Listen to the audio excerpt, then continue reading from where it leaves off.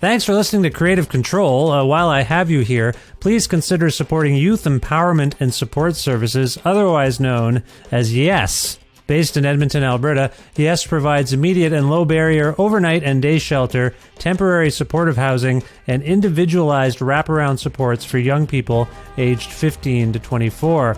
They work collaboratively within a network of care focused on the prevention of youth homelessness by providing youth with the necessary supports to stabilize their housing, improve their well-being, build life skills, connect with community, and avoid re-entry into homelessness. Learn more about how to donate or otherwise support YES by visiting yess.org. Creative control, creative control. Comedy, art, and sometimes rock and roll. Let's do a public opinion poll. Raise your hand if you love creative control. 'Cause when Vish is unleashed, well, Oh, sorry, I didn't see you there. I was just working on a tribute song to my favorite podcast, Creative Control, with Vish Khanna. My name is Matthias, and I play in a band called The Burning Hell, but more importantly, I support Creative Control on Patreon, and I think you should too. Quality long-form arts journalism is like a magical talking unicorn. It definitely exists, but it can be really hard to find. Fortunately for us, Vish makes it easy with hundreds of funny, thought-provoking, well-researched and engaging interviews with artists from all over the world. Your flexible monthly donation on Patreon will get you plenty of special exclusive treats and help Vish keep his podcast well-fed and cared for properly, the way a magical unicorn deserves. To make your flexible monthly donation to Creative Control, please visit patreon.com/creativecontrol today.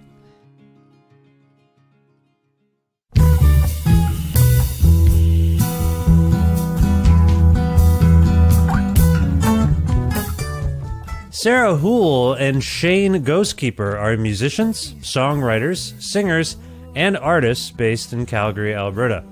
Originally from Paddle Prairie Métis settlement in Alberta, the couple met in their early 20s and soon began collaborating together as Ghostkeeper, releasing 5 critically acclaimed records over the past 14 years.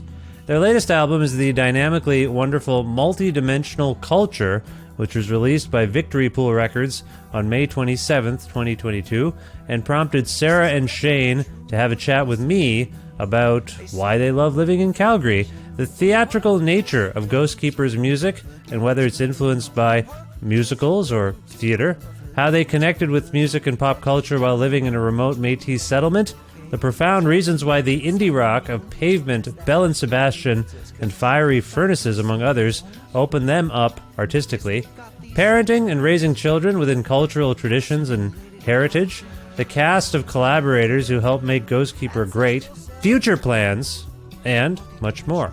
A part of the Entertainment One network with the support of listeners like you who follow and subscribe to this podcast and spread the word about it and make flexible monthly donations at patreon.com/creativecontrol with additional support from Blackbird Music, a well-stocked record store with locations in Edmonton and Calgary, Alberta, and friendly staff who will happily help you find anything you need. In fact, why don't you go talk to them about ordering some Ghostkeeper records, including the new one? Why don't you do that?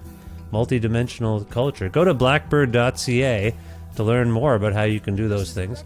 Plus, in-kind support from Pizza Trocadero, The Bookshelf, and Planet Bean Coffee, respectively, in Guelph, Ontario, and Granddad's Donuts in Hamilton, Ontario. This is episode 695 of Creative Control, featuring the lovely and talented Sarah Hoole and Shane Ghostkeeper of Ghostkeeper, with a very special guest appearance by their son, Finn, all with your host, me, Vish Khanna. A cultural sculpture, ancestors wailed and cellular mantra.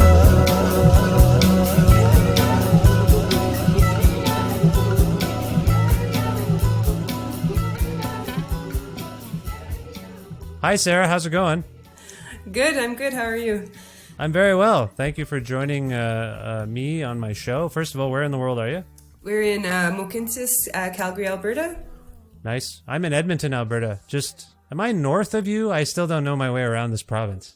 Yeah. 3.5 hours, I think. north of us. 3.5. I Well, thought it 3 was when I'm 3. driving. I'm the same. I would get there in 3. Someone says 3.5. I'm there 2:45. But we do live in a photo radar police state, so I don't know. Do you get stung, Shane, by going fast? No, it's been a long time since I'm pretty aware of my surroundings. I keep a good an eye out for cops, ghost cars. Good. That's good. That's nice. That's good. Good thinking. So I pre-introduced you, Shane. How are you? I'm doing good, thanks. Thanks for having us. Oh, it's my pleasure. I know because I can see you that you're right beside Sarah, so you're also in the same spot. You're in your home. Are you in your home there, Shane? Yeah, Balmoral, Calgary, Northwest, Central, Yeah. Center Street, 20th Ave. It's a nice precise. area. We love it. Nice. Yeah, how long have you been there in that home? This particular house, just 2 years now, but we've been in this neighborhood since we've moved to Calgary. Just can't leave. It's too convenient and so much good food and close to downtown for playing shows and stuff. That sounds ideal. Sarah, where did you move from to this? From Shane alludes to the fact that you moved to Calgary about what'd you say? Or no, this neighborhood a couple of years ago. Where did you move from? Well, we've been in this neighborhood for the past 14, 15 years since we moved from Paddle Prairie Métis settlement up in northern Alberta. So we came here and settled into Calgary, big city life. Oh, there's a... We have a guest, an extra guest on the show. Who did we just hear from there, Sarah? That's Finn Ravi Ray. He's 2, so we like to call him Little Loudy, and you might find out why throughout this interview. I feel like I have discovered why.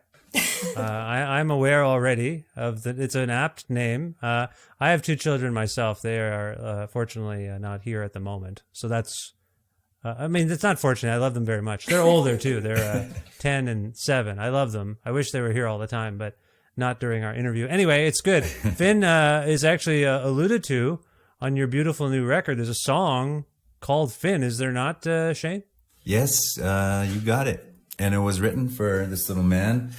He's 2 now, so he was born just before the pandemic hit, and he kind of had a bit of a rough go in his early days. So spent hours bouncing him around the house through his colicky and teething days, and singing and ultimately writing that song Finn for him to soothe him, and it made it on the record because we ended up needing as much material as possible in as short amount of time as possible. So this record just really ended up being a very immediate and sentimental record that we didn't even really know what we were getting into. Yeah, I would concur with that. It's a beautiful record. Sarah, that song in particular, I've followed Ghostkeeper for many years, and I've picked up on what I would call a slightly theatrical bent to the songs. Like they have a very... I don't know how else to describe it, but that way, theatrical. Like it just feels like this could be, that song in particular, it could be like from a musical. I feel like there's just a lot of parts and like a lot of like, it feels that way to me. Does that resonate with you, Sarah? Does that song in particular feel like a theatrical movement, if you will? Definitely, yeah, I can see that. It goes to so many different places and kind of captures this little guy's personality too in that way. But it's also like a way that we've written songs in the past.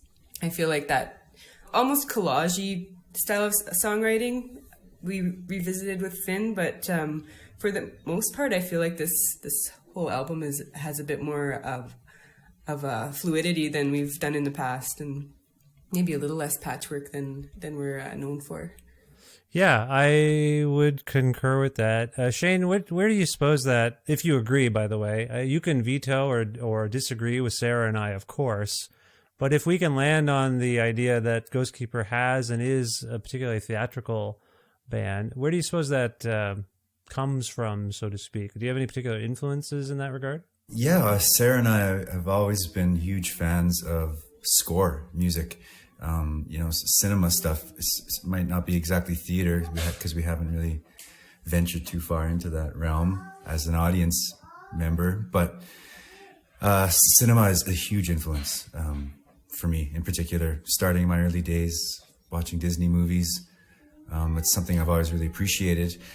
And also, it's kind of an artistic agenda for Sarah and I to provide our audience with something unpredictable. And so typically in order to provide that element, we need to change these, movements, as you would say, that typically you would find in cinema, because they're following a picture, and it needs to be dynamic.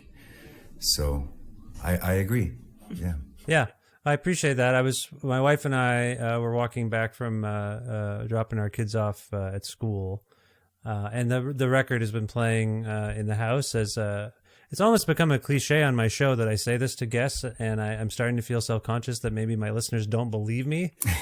But the truth is, to prepare for these conversations, I play music. I obviously would listen to the record, and when I'm cooking and for the family, it's just much to my daughter's chagrin. She just wants to watch TV. But I'm like, oh, well, Papa's going to interview this artist. And, anyway, my point is this. It's been playing in the house. And as I'm walking back with my wife from school, I says to her, that is kind of reminds me of the Rocky Horror Picture Show. And she's like, that's it. That's what it is. That's that one song I was describing, Finn? She's like, yeah. And so... Sorry, you're both smiling, so I feel okay about saying this. Yeah, I'm very cautious. Totally. Like, I don't want to put stuff on you, but Sarah, is that a keystone? Do Shane's talking about musical, film, cinema, Rocky Horror Picture. Is that a thing? In my experience in high school, I went to high school in Victoria, and we used to go to the whatever the theater was there, and people would be throwing the toast and doing all that stuff. So maybe it's just somewhere in the back of my mind, but I it's been years since I've seen it or gone to do the crowd participation type of thing. But I kind of love that you guys went there, that you drew from that one. It's awesome. Shane, is that I appreciate that it's not a direct reference to any particular film, or maybe it is. I don't know, but. Does Rocky Horror stand out for you? There's something about your delivery. I've been engaged with your music on the level of I really like Lou Reed, for example. I like the Velvet Underground. And sometimes I hear in your cadence and your delivery and your phrasing a little bit of Lou. But yeah, this is just something that, I don't know, it's like a American bluntness and theatricality, if you will. Is any of those figures or that film in particular resonate with you, Shane? It's been so long since I've watched that particular film, but I've seen it multiple times in my young days. So yeah, they're definitely, and I remember loving it, thinking it was so cool. But yeah, it's probably there deep down in my soul, and subconsciously, right? This is and definitely Lou Reed and the Velvet Underground, huge influence. Just through admiration. I don't think I'm not making an effort to sound like the Velvet Underground or Lou Reed, but it's a lot of admiration and inspiration deep down just from lots of listening. Yeah, and again, I don't want to put anything on you guys. It's always awkward. As you can tell, I'm a little cautious, because if you're like, I hate Rocky Horror Picture Show.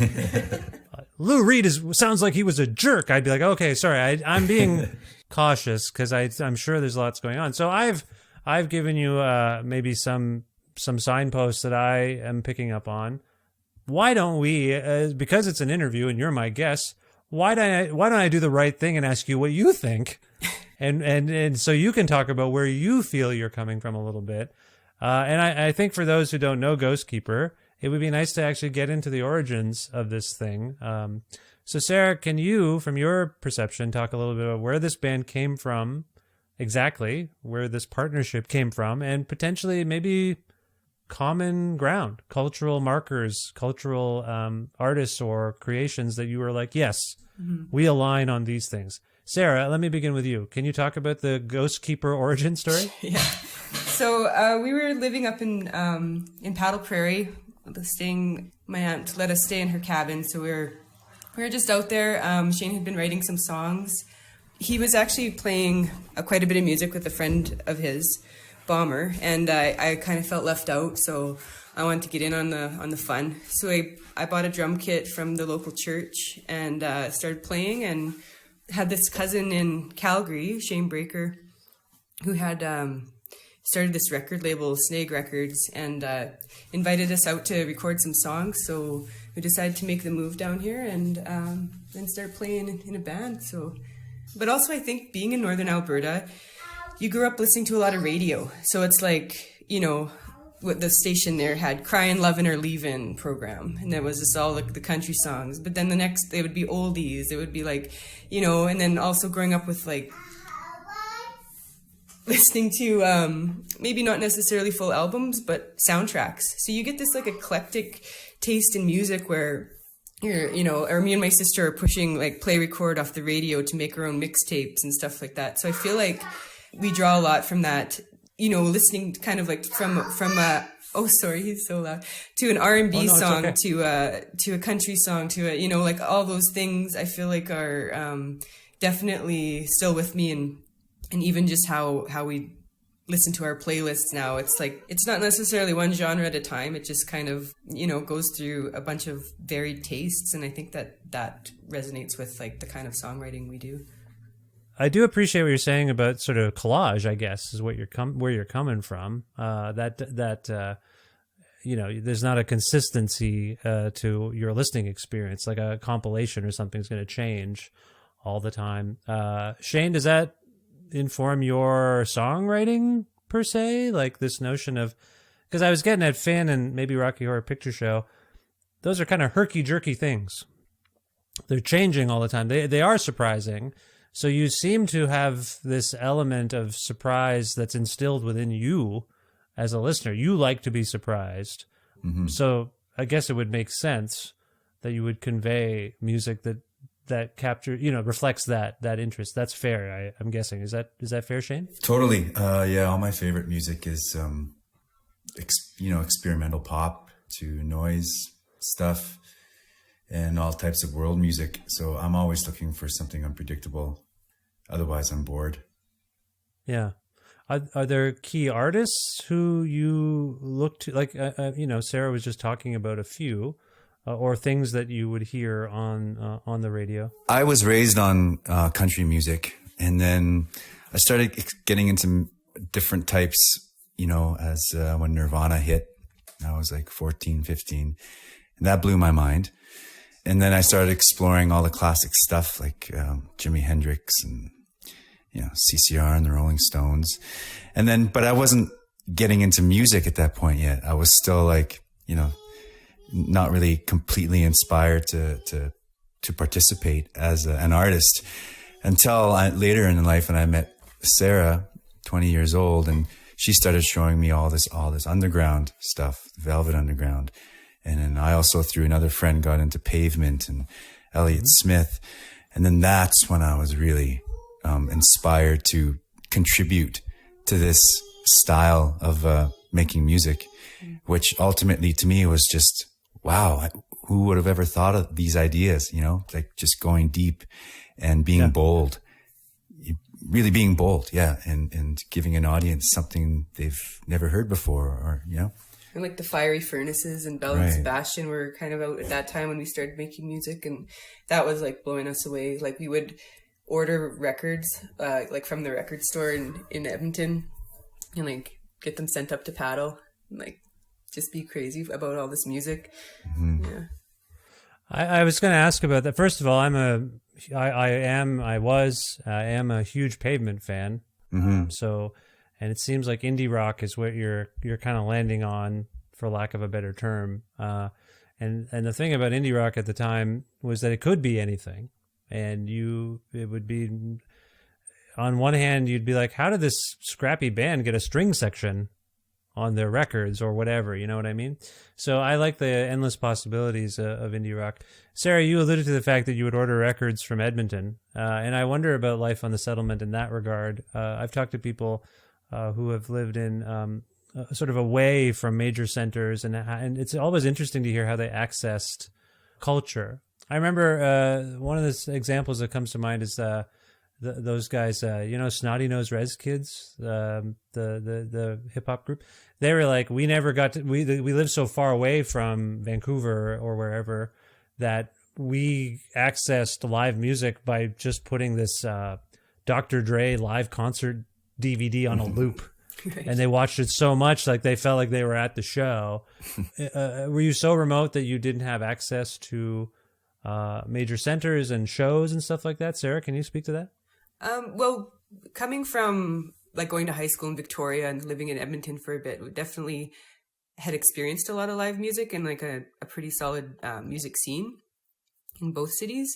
So coming from that to paddle, we would just like, we would come to the city, we would buy music magazines, fashion magazines, and we would just like go through them and like buy a whole bunch of like, probably we were buying CDs then actually.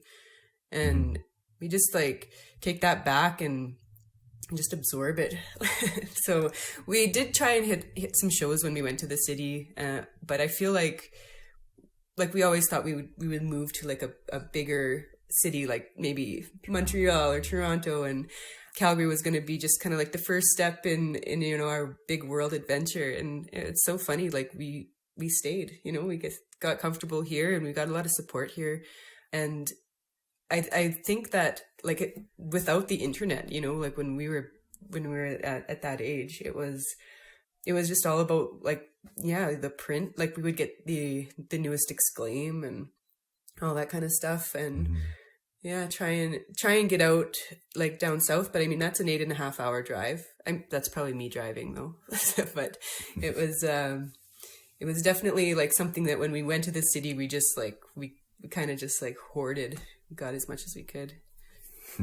Can I, just for people listening and myself, because again, I'm still pretty naive to the geography. I've only lived in Alberta for a couple of years, so forgive me. How far away is Paddle from Calgary, it sounds like, or Edmonton? I can't figure out which one it's closest to. Shane, how far away was Paddle from which of the two cities, and how often would you go down there?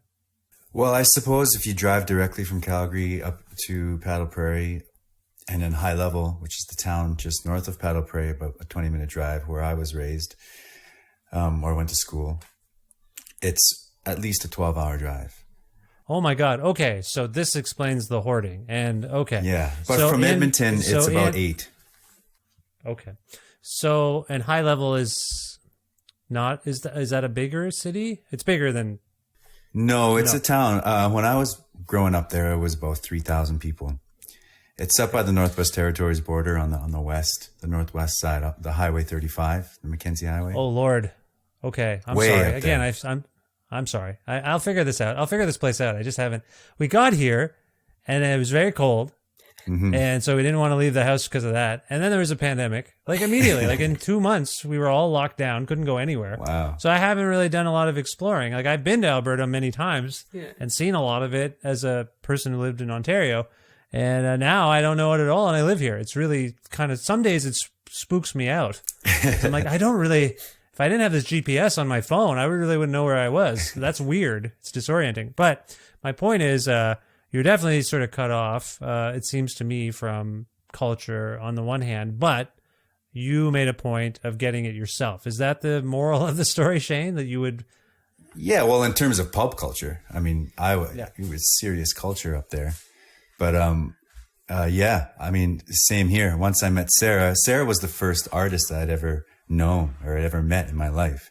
She was a practicing artist, painting, mixed media stuff. And, yeah, at that point, 20 years old, and it was on. Then listening to all this really cool, unpredictable music I'd never heard or thought possible. And then at that point, we were still living up there. So totally, yeah, we would come to the city and, just like Sarah said, magazines, Value Village shopping, splurging on 10 CDs for the drive home and absorbing it all and listening over and over and over and over again when we got home. And all the long drives, because everything is a long drive, just even to get groceries up there. So music is very important. I appreciate the distinction you make between sort of westernized pop culture and other cultural forms that are actually there. Sarah, can you expand upon that as a visual artist? And by the way, your artwork is always very beautiful. Can you talk about what the culture was like there and how that influences, how that influenced you at the time, and also does it still? That's I assume that's part of your aesthetic still. But can you talk about, just enlighten us in terms of what kind of culture Shane's alluding to and how it's inspired you? Well, definitely the North and where we're from is known for people with big personalities, like big laughs, lots of really good jokes. Like Paddle just has like their own slang. I think it still definitely influences me. It's been a while since we've had the chance to go home and visit, but it's got a really interesting beauty up there just with the landscape. And I think we did touch upon that in every album, but this one especially with Summer Child and the Trees, just kind of, you know, that beautiful muskeg, those, you know, even those like crazy winter days where the drifts are like, you know, 5 feet high, and just that kind of magic of growing up there, on and off, for myself. But you take that sort of that land memory with you, and just those, you know, like still always teaching our son the basic Cree words that I know, and also just like, you know, razzing him enough that he can go to Paddle and take a joke, you know, because like people are pretty sharp and pretty clever, but you know, often the joke's on you. And growing up like that, I think it has a lot to do with like my personality today. So yeah, it's a good place if you ever want to visit. At some point, I will leave my house and go out into the world and visit things. Absolutely. I appreciate that. So you feel both enlightened and toughened by the environment you were in on some level. Is that fair, Sarah? Absolutely. Yeah. I mean, those winters are harsh. And then the summers are just like the sun hardly goes down. So I mean, me and Shane actually, as part of our origin story, I guess, we played at a lot of parties, did a lot of cover songs, and Shane would play guitar and we'd both sing. And that was a big thing in the summer, sitting around a fire to keep the mosquitoes away. Right. Yeah. It's a good point for me to make, that I didn't realize that I was a minority until we moved to Calgary. We were surrounded by, you know, equal parts, maybe even more Indigenous people, because our families are so huge. So yeah, it wasn't until I moved to Calgary that I realized I was a minority. So that says a lot about the culture up there. Well, I mean, interestingly, you, like me, by the list of bands and artists you both referred to earlier, gravitated towards music made by white people, and maybe didn't think twice about it. And that was the milieu I was in. I always say this, it's still true, actually. I was never really aware of my difference until it was pointed out to me. Right. Like by some microaggression or odd comment. I mean, I shouldn't say that exactly. I also weaponized I realized that I was different in grade 7 or 8 because I would get comedic mileage out of undercutting the racism by doing it to myself. Right. Which is like, I don't know if I was ahead of my time in that regard, or if I was just so full of self-loathing that I was like, okay, I get it. But I didn't really dwell on it. It didn't hit me. But humor was a huge thing for me, is what I'm getting at. Like, I would undercut the tension by trying to joke with the white kids, and it worked. They couldn't do anything. I was ahead. It was like the scene in 8 Mile. You know, I insulted myself so bad they couldn't do anything. So I think it worked, and it held me in good stead once it was like being just establishing whatever school I was in and doing that. They were like, okay, we can't, he's already doing it to himself. We're done. Shane, was humor important? I feel like it is. I feel like humor is a big part of your aesthetic as a songwriter. Mm-hmm. I hear it.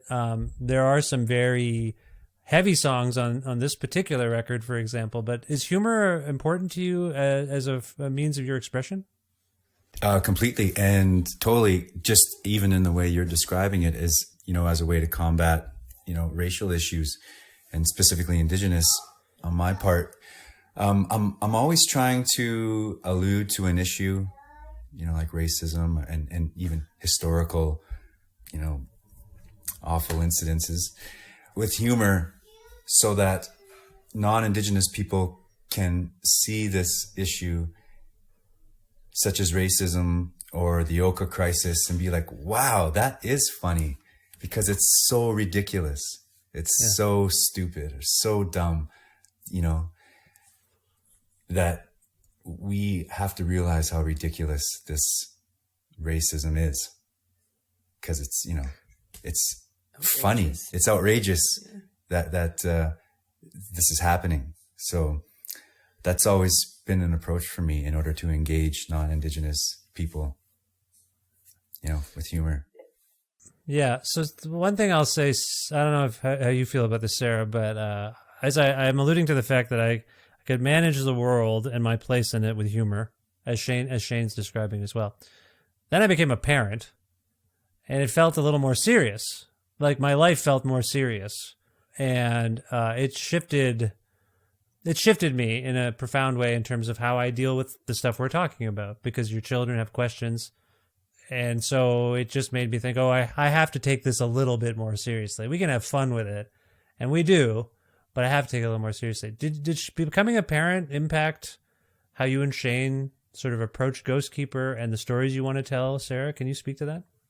Yeah, I think so, because, well, our oldest son is 9, going to be 10 soon. So, like, he has a lot of questions, and he's really into his Indigenous identity. So he's constantly asking us about, colonization and settlers and, like, this person said this, is that right? And, like, just really being an active person in trying to figure out the world through the lens of a Métis kid in the city, so that's definitely influenced just like some of the topics that we've explored, and just having him, like, even in like with the trees, having him in the video with us, where that is sort of the perfect example of taking an issue and, like, Shane's style of writing to really, like, point out the absurdities of racism. And even though I feel like it's something we've always done, having that the eyes on you from like the having a kid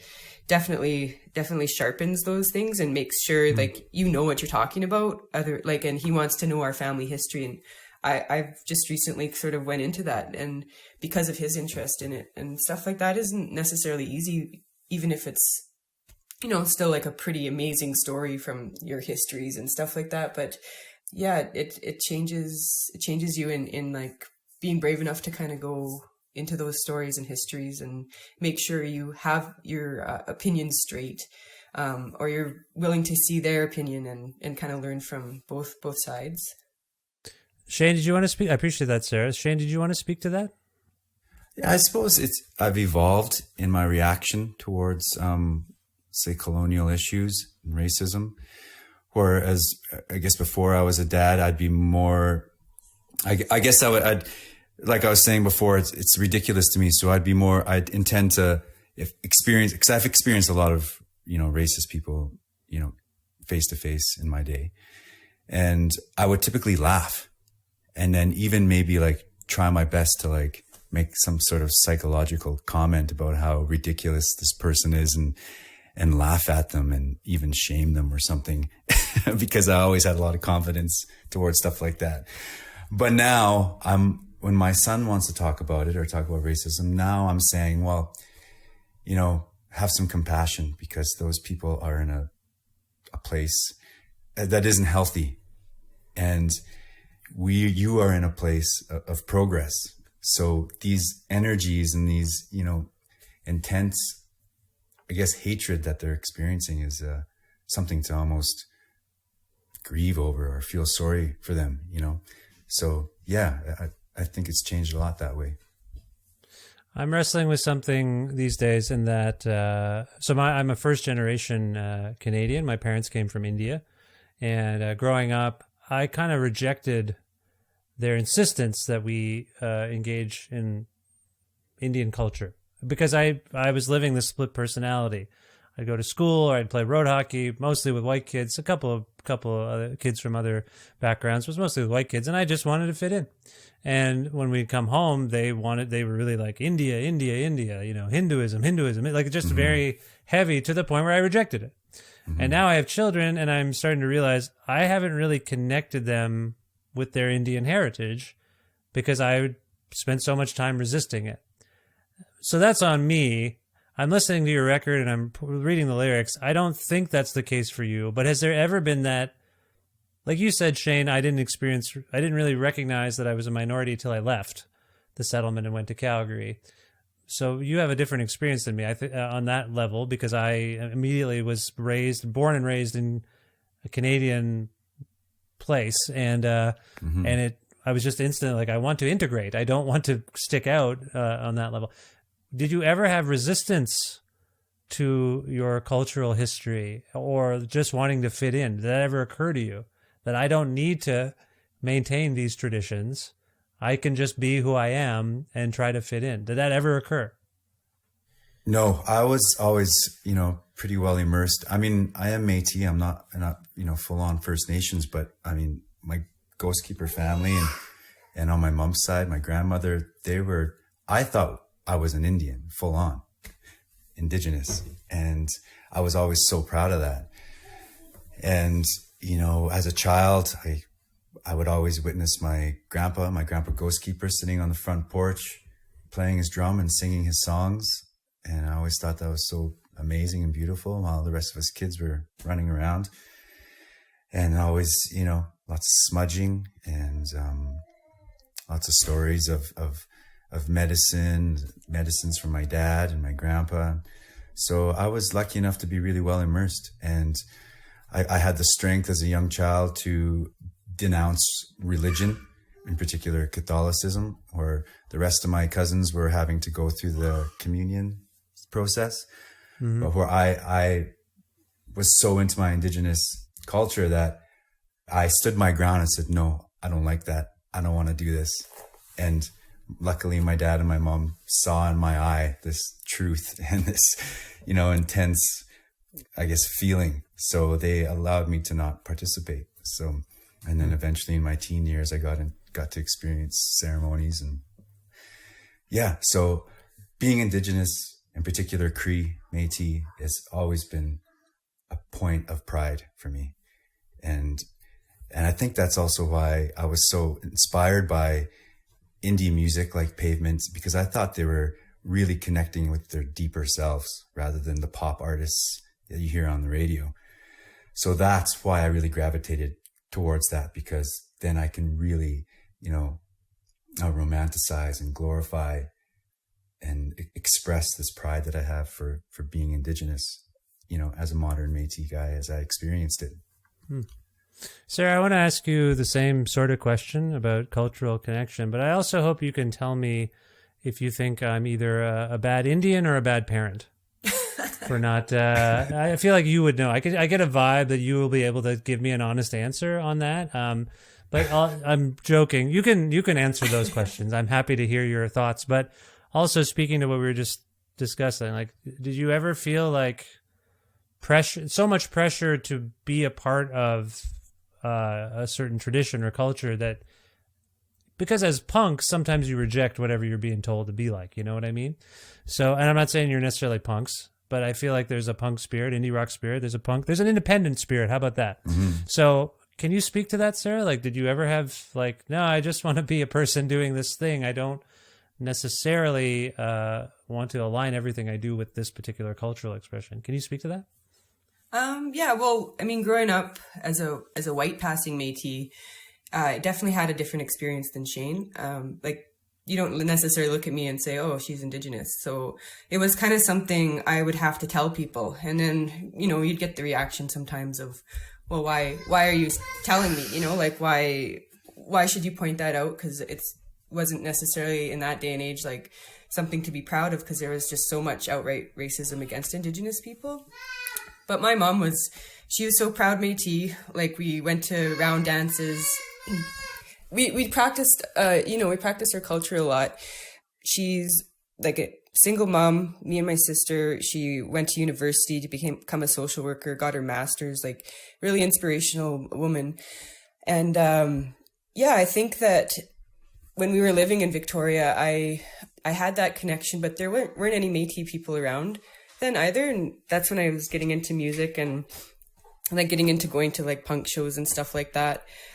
And then maybe thought like moving back to paddle would be like the worst thing in the world at that time, where I would be kind of going backwards. And I did see it like that, like in high school. And I think a bit of that attitude continued on to making music, where it's like we wanted to be seen as artists. We had a pride in our Métis Indigenous heritage, but also like we didn't want to only participate in the Indigenous scene. We didn't want to be seen as tokenized or playing those stages where it would be a country act than us, than the blues artists, all because we were Indigenous, you know. So in that way, we kind of fought back as like, no, we're indie artists, you know, like, and that I think started with in high school for me. Well, that's kind of what I'm getting at, because there is a certain expectation, even visually, that some of us present to some other people. I think I've told this story before, but once in a university, I was at a kind of a pretentious professor's house, English professor's house. One of these guys that wore the African dashiki stuff, but he was a white guy, you know. And he came back from Africa, and he had some hand drums, and there was some party, and he knew I was a drummer. So he's like, "Oh, you should try the thing." So I did it it felt like I don't know, I even felt bad about it. I'm like, "All right, I'll tap your hand drum." And then his wife came in, and he went, "Oh, hey, look at Vish. He's got the hang of the drums." And the woman goes, "Oh, well, you must have played tabla as a kid."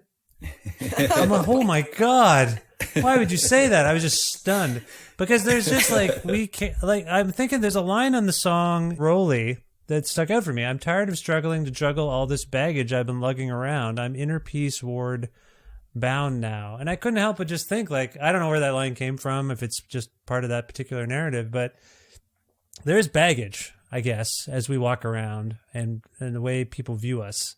You know, I had a woman once come up to me at a restaurant, and she's like, I had long hair at the time, and it was the salt and pepper thing I got going on. She's like, "Oh, your hair is so lovely." I went, "Oh, thank you very much." She's like, "We don't have hair like that around here." What? I lived in that town for like 25 years. I lived in Guelph for a long time, and I was like, what does that even mean? Like, what are you getting at there? So just like, people see you, and it's baggage. I never really think of it that way. I walk around and I'm fine, but then someone puts their discomfort on you, and you have to deal with it a little bit. Anyway, sorry. What is that lyric fragment I just mentioned there? What is that? Where's that coming from, Shane? I assume you were responsible? Yeah, sure. That's also, describing yours, but it's a bit more of like, it comes from a more universal description of the universal battle that we all deal with, is, having to shake our childhood in order to move forward.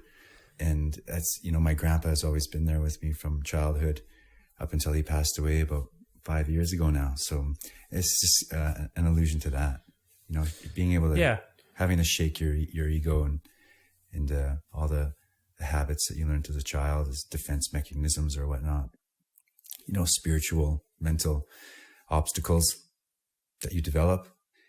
And that's what that line refers to. Well, there's some meta stuff here. Like, I feel like it's a very an outspoken record. It's a personal record. As I've said, it's funny. On the song Doo-Wop, you actually mentioned Sarah's name. And it was Sarah Hoole Lowry, "Will you remember me with that ceremony?" Like, that's a very touching and sort of meta thing that's going on. What prompted that sort of idea, Shane? Like, I thought that was charming in its own way, but it also has a depth and a seriousness to it. Where did that come from? Well, also immediacy. We were needing songs ASAP because we had the studio booked and the scheduling with the Canada Council for the Arts, who funded it. So we needed a song. And I guess Sarah and I's history and our romantic history is always a point of inspiration for me, to write about, to think about, to be grateful for. So I often go there lyrically. And this song, I guess, is a story about one of our very first dates. Sarah and I drove ourselves to Edmonton, did a little 8-hour drive in my pickup truck. And we were down at some park in Edmonton, and she went ahead down by the river and was blowing bubbles. And I thought that was the pretty beautiful thing. And so now I just equating it to it being a ceremony, as if she was saying prayers through every bubble for our future, for our romance. Oh, well, that's lovely, Sarah. That you got to think that's pretty lovely. Come on, Sarah. That's pretty. Yeah. I'm getting a little choked up here. I haven't heard him explain it like that. So yeah, it's. Oh, well, it's a very lovely thing to hear these expressions. So Sarah, just to clarify. I'm asking lyric questions primarily to Shane. Is Shane the primary lyricist in Ghostkeeper? Yeah. Usually he writes the bulk of the songs, and then I wrote 3 songs for this record, and then there's a bit of back and forth in them too. Like I've interjected some lyrics onto his songs, and he's kind of come up with like a theme for some lyrics on some of my songs. So yeah, I just feel like he has a lot of good poetry in him, and I feel like I kind of labor over lyrics and writing songs, and it's something that I love to do, but I feel like I'm more a visual artist, so I kind of, we split the difference in that way, I guess, where I'm happy to take the lead vocal on a few songs that I've come up with. But as for immediacy and stuff, yeah, Shane was really able to pull it off and get some amazing songwriting in such a short time. So for this record in particular. Yeah, when I hear you sing your songs and then I think about what you're saying, I find that it's a bit more stark than what Shane's doing. It feels more impressionistic as well. Like you use your voice more in a textured way. Does that make sense? Mm-hmm. Yeah, I feel like that's accurate. Yeah. Yeah. Yeah. So I feel like that's an aesthetic choice you make. I feel like Shane's voice is so high in the mix and all the words are very articulated. Yours is a bit, I don't know. I'm thinking like Grassy Plains or something. Like I'm like, I have to dig a bit deeper here, and it's a little more. It's indirect, but it's also very affecting. Does that make? Sorry, I'm just telling you. This is all about me today. I'm just telling you what I think. I'm sorry. That's fine. Yeah. No, I see what you mean. Like I feel like I'm trying to like my big I think point is I'm trying to give the listener an experience of nostalgia, and so through either my references or just painting sort of a picture or an image, like I feel like that's trying to guide the viewer into imagining a scene that feels like it was shot on 16 mil or something, I guess. In a way. Yeah. Gauzy. It has a gauzy. Right. You can almost feel the song. Yeah, I can relate to that. So, with relative objectivity, I want to ask you where you think each other's songs may be going, or if you can feel like underlying themes on this record. Because I pick up on some. I've alluded to some. I feel like there's family, there's tradition, there's speaking to white people, there's speaking to some hard and heavy issues, as well as very sort of fun, familial things. If you could encapsulate where you think Shane's coming from, Sarah, on the material on this record, where do you have a sense of where it's sort of coming from and maybe what he's getting to? Yeah, I feel like Shane really got so expressive in his vocals on this that it was almost it's good medicine what he's doing. Like he's got that energy, and even if the vocal part isn't a lyric, he's still saying some kind of a prayer or kind of giving that kind of blessing, and I feel like that's the theme through what he accomplished in this record. And the songs are really anthemic in that way, where it's a graciousness, it's a spiritual prayer. I guess that's what I feel when I hear the theme throughout the songs he's written. I appreciate that. So Shane, I want to defer to you both to speak to Sarah's impression of where you're coming from, but also again to sort of speak to where you think Sarah's coming from with some of these songs, because I think they are. I don't want to suggest they're not equally evocative. I just feel like I have to. It's a little more cinematic to allude to something we've discussed earlier. But sorry, Shane, what do you make of Sarah's take on what you came up with? Oh yeah. Well, I appreciate it. That's for sure. That's such a huge compliment coming from one of my most admired artists. And yeah, I suppose that is an underlying concept for me about, putting out some good medicine, whether it's even sarcasm. I'm still having a good intent behind it. And, yeah, wow, that's a great compliment. And, I suppose it's true.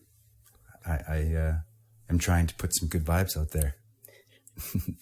I like this. I like that me intervening in your lives has taught you about each other. That's probably good. We should do this every week. Yeah. Why don't we just have a meeting? And I'm kidding. No. I don't want to get into that. That sounds too heavy to me. All I'm getting at really is I think it's a really beautiful sounding multi-layered record. You are not the only ones on this record. Shane, who else participated in the making of this album? Well, we're so lucky, and we start this relationship, this musical collaboration on the last record, which we recorded at home with Ryan Bourne, multi-instrumentalist. So we talking about immediacy, like we couldn't have pulled this off so quick if it wasn't for Ryan. Yeah. His ideas, his hooks, his non-stop flow of instrumental hooks is just amazing, and we're so inspiring. He really pushes me and Sarah to want to be better at our own instruments. And of course, Eric Hamlin, like, wow, we really needed to figure out, because Sarah's getting so busy with her visual arts career that once she became pregnant, it just didn't make sense to keep trying to, slay it on the drum kit, because she needed to focus on delivering her beautiful, sweet vocals. Mm-hmm. And so we together, Sarah and I, decided that we would invite a drummer. And Eric has always been my most favorite drummer in the city, if not in the country. So we asked him, and luckily he was excited to join us, to be a part of it. And we're so grateful. His drumming is an inspiration.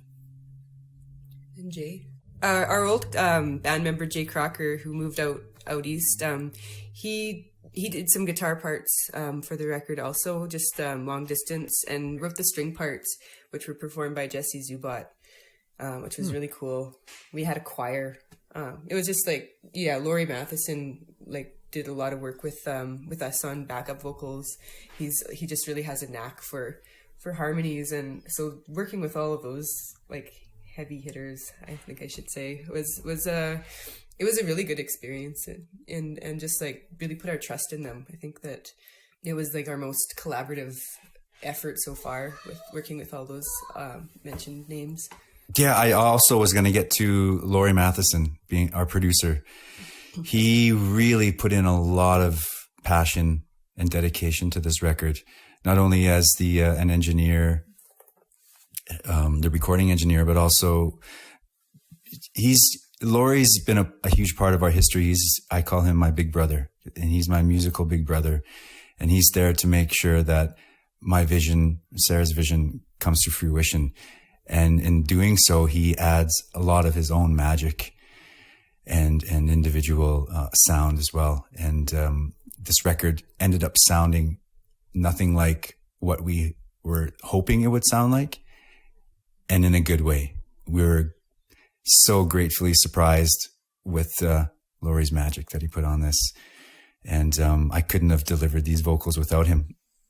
Wow. Well, I love the fact that you've got this community of people helping you. That sounds amazing. I was just going to mention that of the people you mentioned, I can verify that Jay Crocker is a genius, and former, past guest on the show, and there's actually a new Joyful Talk record So out exciting. in the world as well. So just wanted to shout out Jay in particular, because he's a magical fellow is what I was getting, all I wanted to get at there. So anyway, you should be very proud, if I may, for what it's worth to hear it from me.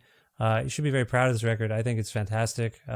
Thank you. So, you're welcome. Sarah, where can people go to learn more about this album and also Ghostkeeper?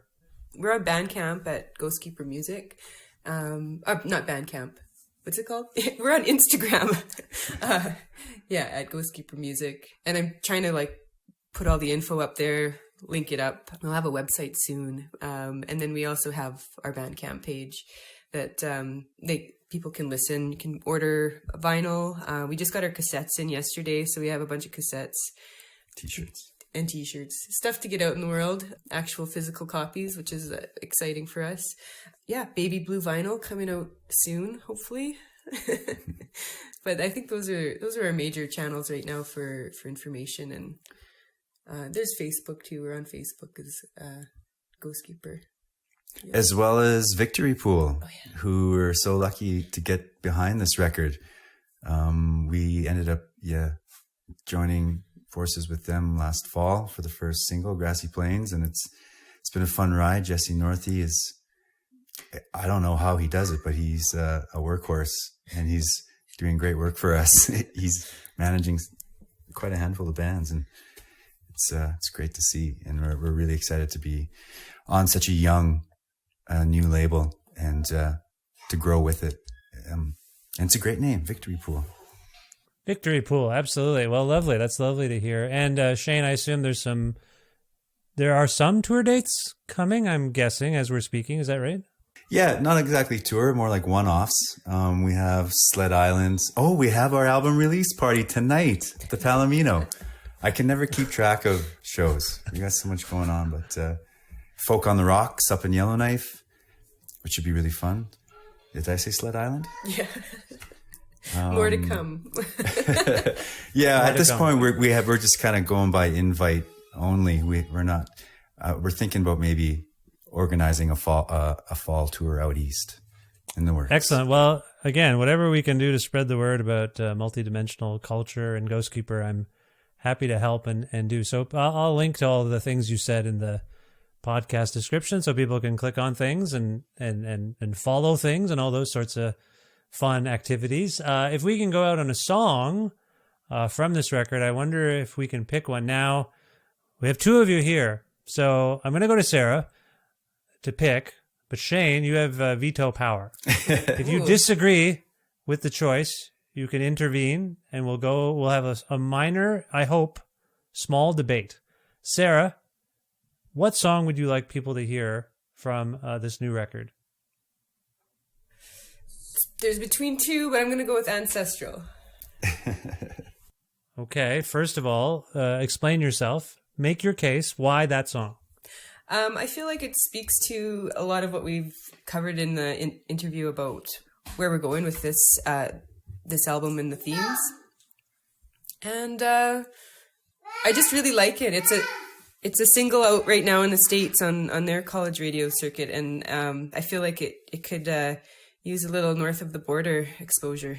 So okay, so the choice was Ancestral. Shane, where do you stand on this issue? Well, I like where we went instrumentally with Ancestral. It's one of my favorites, for sure. Just a bit more of that's unusual, song structure and guitar composition. It's definitely a direction that I think we're going to move forward a lot with, or at least like a prominent tangent. But I think I would like to deliver something a little bit with Sarah and I both singing, which is doo-wop, and it's that was my second choice. Yeah. And I guess wow, this is unprecedented. We've never had a veto, but then consensus on the veto. I've never seen that before. You are clearly in love and know how to deal with one another. So you want to veto Ancestral and go to doo-wop. Is that what I'm hearing? Yeah. Well, that's at least my suggestion. I've never been a veto kind of a person. Yeah, that would just let's do it. Be my pick. Right. Doo-wop starts the record, right? Doo-wop starts the record, yeah, and it's not a single. And I wished it was a single, but I got vetoed by the band and went with Rolly instead. I mean, I love Rolly, but I wanted doo-wop to be a single just to kind of encapsulate the underlying romance that directed this record. And both Sarah and I sing on it, and we both wrote together on it. It's a collaboration. This is so complicated. Oh, no, it's not complicated because, Sarah, you've already acknowledged you're fine with doo-wop. Is that right? I'm fine. Yeah, that was my second choice. I thought, and for similar reasons. So, yeah, I think we can go with that. I'll tell you what I'll do. And by the time people are listening at this point in the conversation, they'll have already heard it. What I'm going to do is for the bed at the beginning of the episode, I'll play a little bit of Ancestral. Yeah. Nice. As I do the introduction. So everyone has already heard a little bit of Ancestral. But right now, from the beautiful new album, Multidimensional Culture by Ghostkeeper, this is doo-wop. I just want to say, Sarah, Shane, Finn, thank you so much for being on the show. And I hope we talk again soon, and best of luck in the future. All right. Thanks so much for having us. That was great. Yeah, that was fun. Thank you.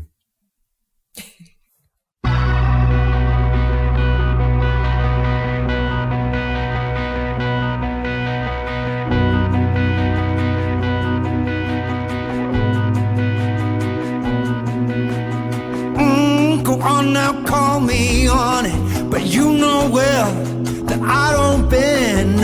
Nothing ever come out of this mouth. quicker than a rotary dial up phone.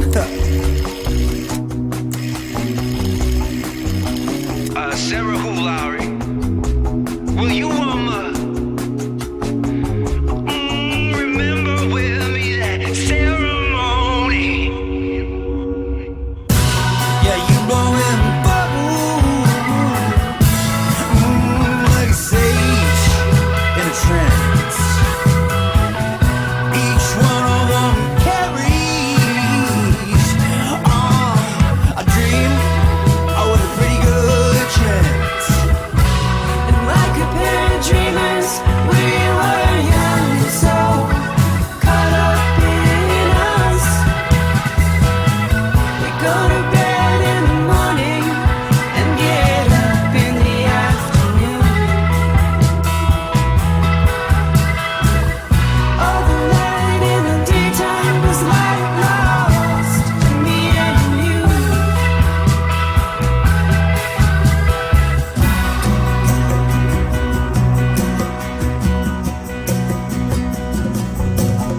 Oh, okay, now call it, but I know you ain't calling heads now. Nothing ever come out of your mouth shorter than a tall, tall tale. Well, tails it is, honey.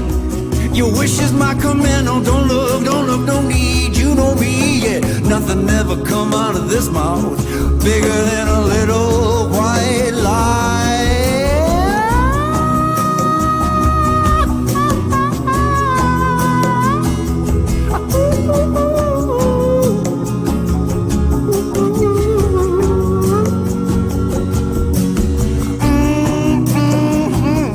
Love is a toss up, but my love, she knows what's up. Yeah. She got a ceremony. Now I pray, I smudge and I fast. Yeah, I cleanse myself.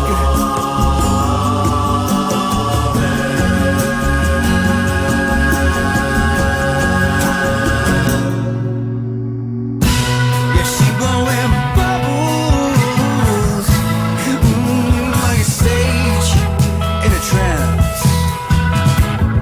Each one of them carries a dream with a pretty good chance. And like a pair of dreamers, we were young and so caught up in us. We go to bed in the morning and get up in the afternoon.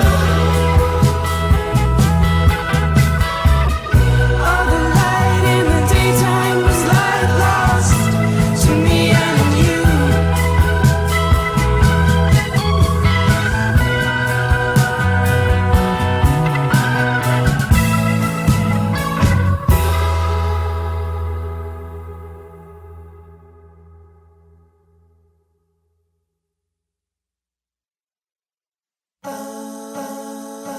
Again, very special thanks to Sarah and Shane and Finn of Ghostkeeper for appearing on this, the 695th episode of Creative Control, which is part of the Entertainment One podcast network, and it's available just about wherever it is you get your podcasts. If you can't locate an episode that you've heard about, you're looking for it on that platform you like, the one you like the most, and it's not there for some reason, or if you want to learn more about me and sign up for my monthly newsletter, please visit my website, vishkhanna.com. Everything you might need to know about me and all past episodes of this podcast should be there. You can also like Creative Control on Facebook. You can follow the show on Twitter at Vish Creative, or you can follow me directly on Twitter and on Instagram at vishkhanna. Also, please visit patreon.com/Creative Control to make a flexible monthly donation to keep this podcast and me, Vish, going. $6 or more a month grants you access to exclusive content, some of it derived from these fresh new interviews. Sometimes I dig into my archives of interviews that preceded this podcast and I post those. And if you're interested in receiving a Creative Control t-shirt, you can message me on Patreon once you've made your donation and I'll try to get you one while supplies last.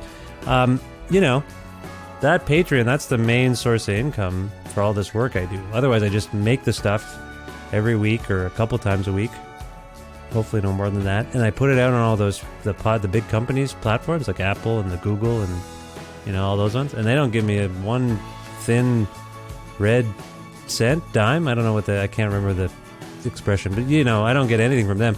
So, and that's whatever. That's what we've all signed up for, right? Just giving stuff away for free, hoping it works out somehow. Anyway, the Patreon's about the best way I've found to make things work. So thanks to all of you who support the show with a little bit of money on the Patreon.